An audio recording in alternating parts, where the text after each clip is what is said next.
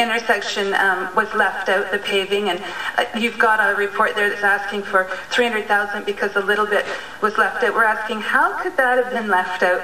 And then the other aspect of this is because that's financial.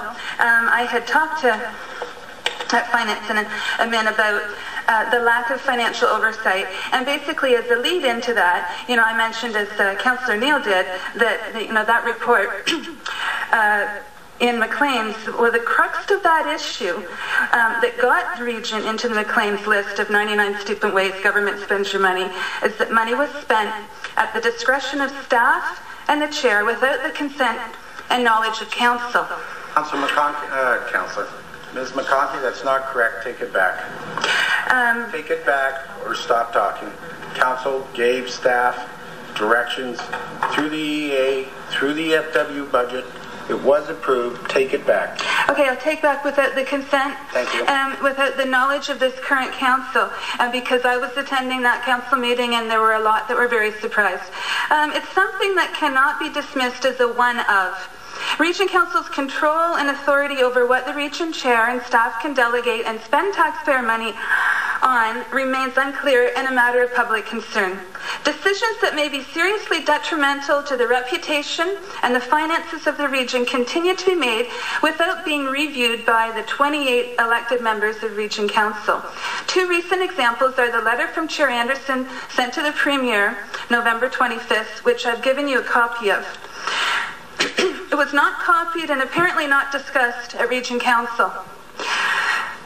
And the region's December 19th taking the OMB to court and hiring outside counsel. The decision by the chair and staff to sue the province on behalf of the region and Durham taxpayers was made without consultation or public debate involving the 28 regional councillors who were elected to council in 2010 and who campaigned for a more transparent and accountable municipal government. The previous council passed instruction to staff to pursue the OMB appeal, but there was no blanket authority given to the degree of initiating a lawsuit. This is a matter that should have come to council. In fact, there was time to discuss it. The region attempt to overturn the OMB decision, which was rendered on Friday, December 2nd. There was a council meeting December 14th. There was time. I said at FNA, the region's lawyer did a great job, but the region lost. And now you've got a report there asking for the process, leave to appeal to the court. And I'm just going to maybe make a side note here and mention this morning, and I think you may have received an email on this already, Chair Anderson, but I'd like council to be aware that with those proceedings, the review that's happening today at the OMB, a 3-day review that's costing the taxpayers a lot of money, initiated by the region. The latest word this morning from the province is that the Minister of Municipal Affairs and Housing made a declaration of provincial interest under the Planning Act in respect of certain matters before the OMB in relation to Seaton. A copy of the Minister's declaration was delivered to the OMB this morning, and additionally, excuse me, this is of interest to you because you're deciding on which way to proceed and spend taxpayers' money, and no one's asked why you're doing it. It's a decision that it came through staff and the chair to the OMB, and I think you've got a copy of this email that says it's going to be in the Toronto Star. Rosemary, I don't know what email you're talking about. It wouldn't surprise me that the Toronto Star would have it before we would. God forbid.